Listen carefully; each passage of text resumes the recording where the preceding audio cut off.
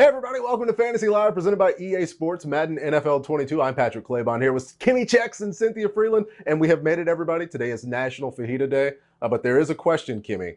Are fajitas a delicious snack that you should pay for at a restaurant, or are they just tricking you into getting some sizzling meat with some onions? I love how yesterday or on Monday's show, you asked what changed. I said I gained weight, and then today you're asking me about food. I love food. I love fajitas. Yes, all of the things.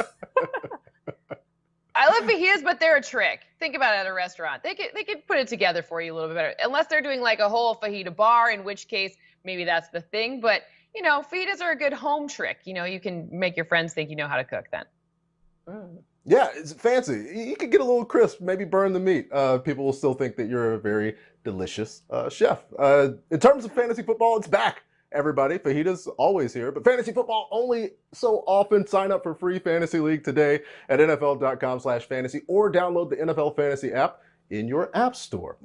We begin today, not at the top of the draft, but at least at the top of your roster list as it appears on your screen with the quarterbacks. It's a golden age of quarterback play, which means fantasy managers have tons of options in terms of quarterbacks on draft day. Kimmy, let's start with you. Which quarterback are you most likely to target at his current average draft position?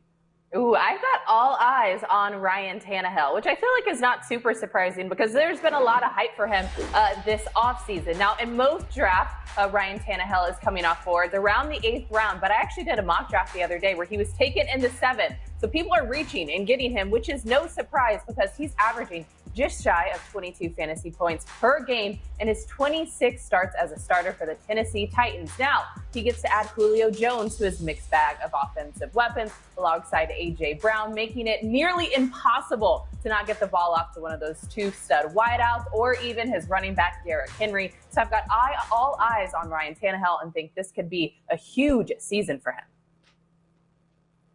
Yo, I get to talk about Matthew Stafford and be excited about it. Last season as a Lion, he ranked 16th in terms of total fantasy points, 22 if you're looking at his per game average. But this season, he's going to be my quarterback of choice. Again, he's being targeted in the 8th round. I'm sorry, WHAAAAAA. That's ridiculously low for a guy who's going to have to pass the ball a lot. This is a known and really well-established deep passer. And they're having some questions at the running back position. Matthew Stafford is going to light it up. I'm so excited to be able to play with him. And he's here. I mean, it's all good for this poor Lions fan who, you know, at least now I can cheer for Matthew Stafford. Right? Cynthia Freeland has been freed to enjoy Matthew Stafford in 2021. Just another reason to look ahead to this season. To me, it screams Jalen Hurts at his current ADP. If I can get him, he's currently going in the 12th round on average on NFL.com leagues. I'd absolutely love to get Mahomes or build my team around Lamar or Kyler, but it's just too rich for my blood when I can hypothetically, fingers crossed, get a season of Jalen Hurts at this value. I'd take him in the 10th round, which means somebody else would probably snag him in the 9th. After the 9 touchdowns he accounted for at the end of 2020, I would love to get Jalen Hurts. Now, when it comes to quarterback questions in real life, on real life rosters, how about that one in New Orleans, Taysom Hill or Jameis Winston? One of them is going to take over for future Hall of Famer Drew Brees. The Saints are starting the year without Michael Thomas. He's recovering for ankle surgery. With these factors in mind, should managers think twice about spending a top 3 pick on Alvin Kamara, Cynthia? Oh, you know me, I'm a little nitpicky. You say top 3. Well, I did some rankings and he's 5. So sure. I mean, this is a little nitpicky, but let's face it, we don't know what's going to happen with this offense in general. And if there's one thing I can tell you, charting Sean Payton for all of the years that he's been a coach, is that he figures it out. And you know what? With only Alvin Kamara as their main threat in the beginning of the season, I think we're going to see some tricks. He's going to have some tricks up his sleeves, at least until Michael Thomas comes back. In which case, then maybe we'll be a little bit a situation where Alvin Kamara the second half of the season becomes even higher. But again, 5 versus 3, come on, sure. I mean, potato.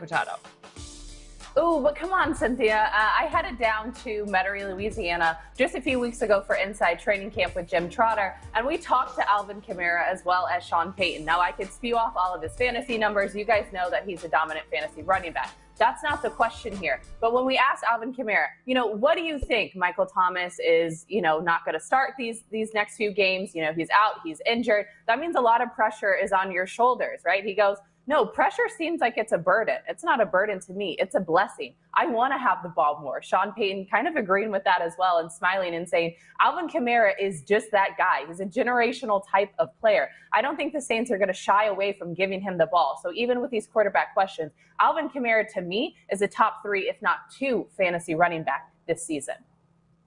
Gimme, I'm glad you feel that way because we talked about it on Monday. I'm actually taking him first overall if I can because it's been like this for years now. The New Orleans Saints are in the best position to win when Alvin Kamara is either handed the ball or thrown the ball. And as much as Sean Payton loves him some Taysom Hill and his ability, there's no denying that, especially with Michael Thomas out, Alvin is the best way forward. And he's healthy. So draft Alvin whenever you can, in my opinion. Let's go to the rest of the first round options here. Anyone with a first round ADP, Kimmy, that you think is currently, as much as we like them, overvalued currently?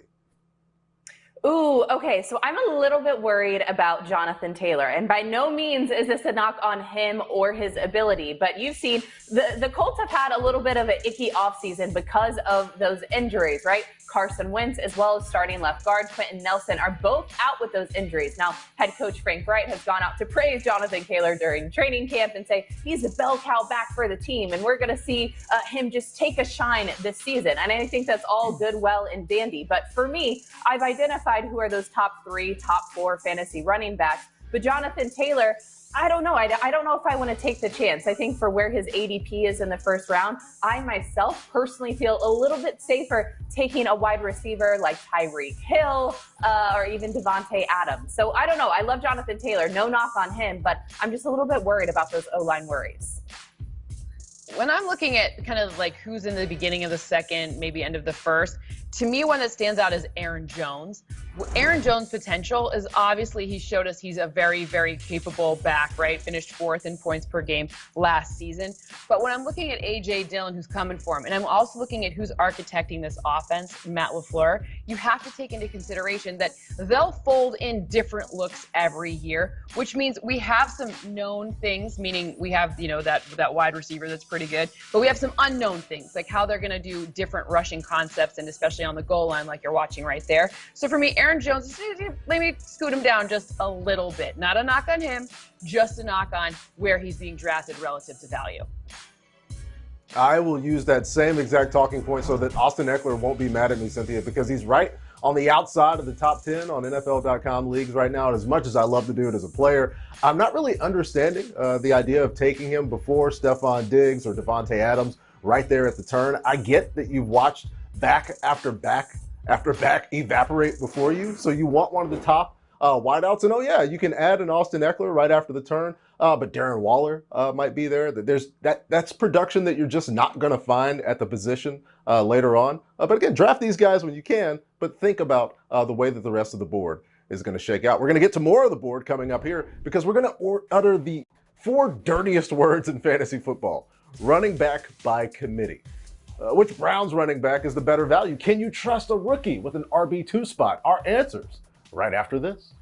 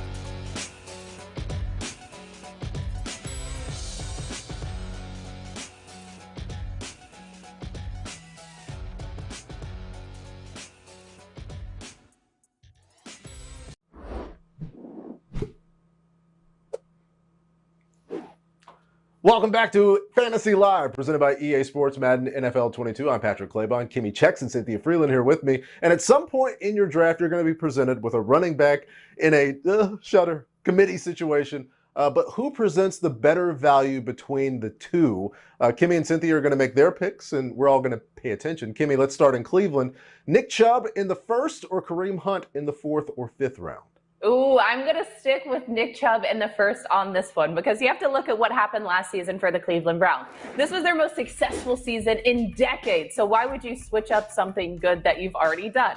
Now, though you're going to have to reach and go a little bit earlier for Chubb, I think the value is there. He finished as the RB7 with over 100 scrimmage yards per game and 12 scrimmage touchdowns, only playing 12 games last season. Now, Kareem Hunt obviously does impact his true ceiling since they will be splitting carries. But I genuinely do believe that Nick Chubb could be a top 5 fantasy running back if his volume mirrors what happened last year in Cleveland. All right, we'll leave Cleveland, where they've got two good running backs, to Jacksonville, Cynthia. Last year's starter, James Robinson, is going in the 6th round on average. He won people championships last year, but now Travis Etienne gets drafted. He's going ahead of him in the 5th round. Which one do you pick? Well, you think about value. I got to put the glasses on because I get nerded out here. But when it comes to this one, it's Travis Etienne. I think that the people are picking in the correct order. A couple of reasons why. Number one, the person who's architecting this offense, Urban Meyer, he obviously comes from college. We obviously think, look, if you're picking someone in the first round so high, you want to keep him and use him and make him kind of the model that you want. So I think that's a good clue. I also think strategically, you're going to want to use him towards the latter half of the season once you know what he's doing, what the quantity is that you're working with. So for me, this is a nice value and kind of it's a hold. Like if we're a stock, it's a hold, or be dorky with my stock tips. It's a hold. Hold. Yeah. Diamond hands from Cynthia Freeland. And that's why she puts on the glasses, because she has vision. I orchestrate my leagues by panic, and I can't wait. I need somebody to have an instant impact or I'm going to freak out and get to the waiver wire. All right, let's go elsewhere in Florida. We got the same conundrum in Tampa, Kimmy, that we had a year ago. Leonard Fournette and Rojo, both there, both being drafted around the 8th round. Who's the better buck? Rojo till I die. I stand for Ronald Jones so hard. I did last season, and I'm going to say what I said last season this season. It's Ronald Jones for me all the way, and both of these guys are going in the 8th round. Now, the thing about Ronald Jones, he's heading into free agency after this season, and he wants to poise himself as the RB1 to ensure that he gets paid. So that just means he's going to have a really good 2021 season. He started 14 games last season for the Bucs and was just shy of 1,000 rushing yards on top of 8 regular season touchdowns. Now, the truth is that Leonard Fournette was just average last year, and he only averaged more than 4 yards a carry just 2 times. Ronald Jones' numbers are better. I think the volume's going to be better for him, and he's got money on his mind. So Rojo stand forever. Yeah, if people could draft playoff Lenny, they probably would, but this is regular season Lenny, so it's different. It doesn't count. Last but not least, we go to the desert, where Kenyon Drake left Arizona. He was replaced by James Conner. You can get him in the 9th round, or there's Chase Edmonds, who carries a 7th round ADP at the moment. Give us the better value, Cynthia. Okay, so we're dealing with things that are potentially high upside, but you're not relying on. So go with the one with the most upside, meaning James Conner, meaning we've seen him catch those passes back when he was a Steeler. So for me, I'm going James Conner on this one because we don't exactly know. He's been injured quite a bit. We don't know how he folds in with what they're doing on that offense. We haven't really seen much of that offense. We just know that they've spent a lot of money, time, and effort fortifying that O-line and figuring out the positions to put Kyler Murray in a chance for success. So go with the high upside guy with James Conner. And, maybe he can earn you some tendies. Come on, we got to keep going with these diamond hand and tendies. Yes, right. There's one particular subreddit that's going to love our show today. All right, that is a look at the backfield committees. It's time for Unexpected Performance, presented by EA Sports, Madden NFL 22. Sticking with the running backs, which running back do you see breaking out, becoming a star here fantasy-wise in 2020, Kimmy? Ooh, I love Gus Edwards. I've got my eyes on the Ravens because of their run game. Now, we understand that they do have an established run game in their offense, even though they went out and drafted a stud wide receiver in this year's draft. The reality is that the team relies heavily on the run game. And Lamar Jackson is not the only one who can run the ball. Now, Gus Edwards is coming off a career best season with 6 total touchdowns and 25 carries inside of the red zone. That's the thing that I'm really focused on here. Now, with his 11 or 12th-ish round ADP right now, I think the value is there to grab him and see a breakout season for what should be the RB1 for Baltimore.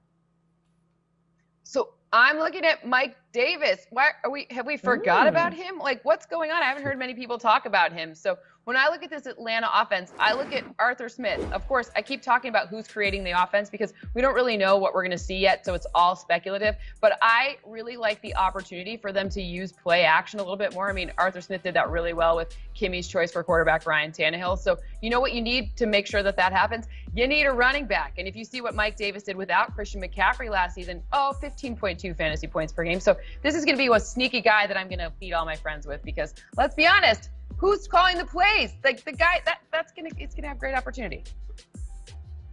Right, and it's weird that Mike Davis could have so much success and you'll still be able to sneak up on people with him. For me, Cynthia, it's DeAndre Swift. And how about this? Do you like nuggets? Michelle's grinding on research for us today, and I love this in terms of fantasy points per touch. The only rookies in history to outscore Swift last year, Alvin Kamara, David Johnson, and our dear friend Maurice Jones-Drew. That's it. He's ahead of Christian McCaffrey in terms of that particular statistic. Even more reason to be confident in his opportunity this year for the Detroit Lions. Cynthia Freeland's Detroit Lions. When we come back, folks, we're going to rank the top tight ends in fantasy for the year ahead. Is there a new face entering the list of elites at the position Cynthia and Kimmy debate as Fantasy Live continues?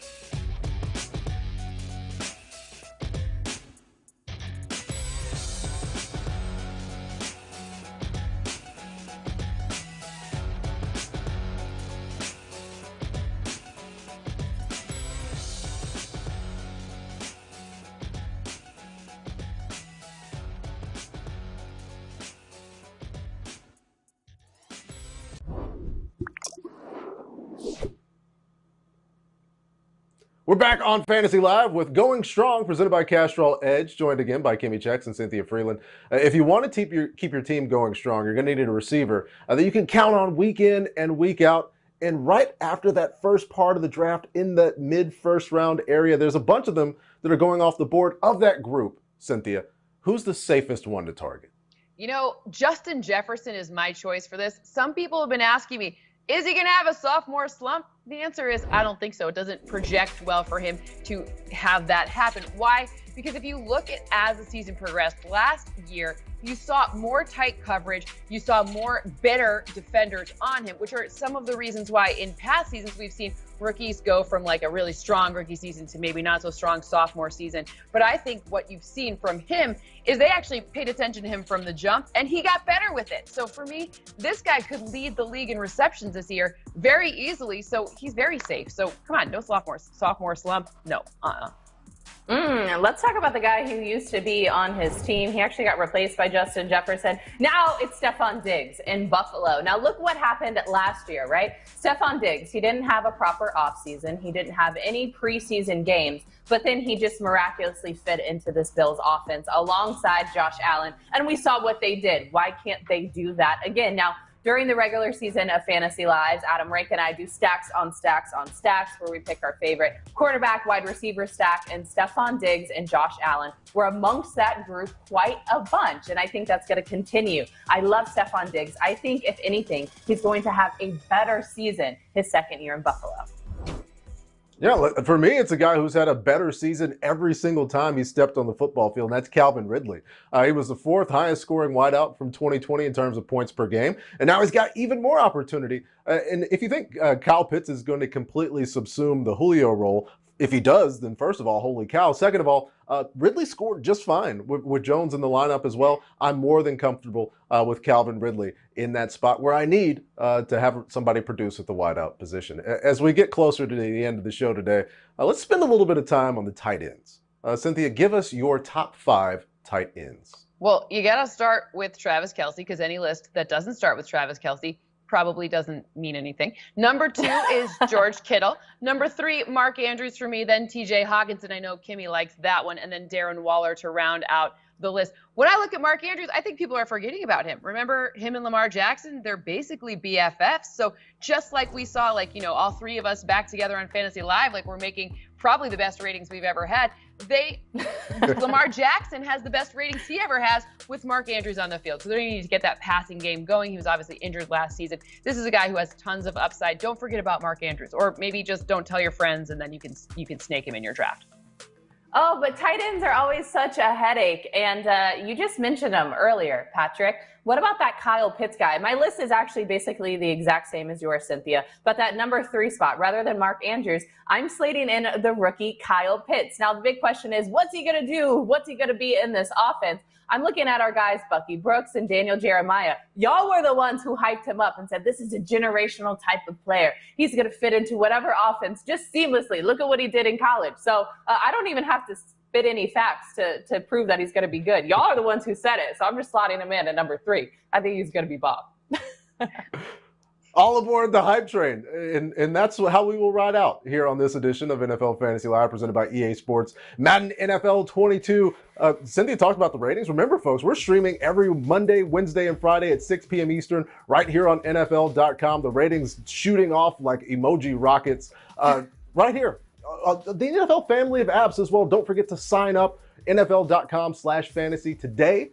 Do that, and we'll get ready to see you back here on Friday.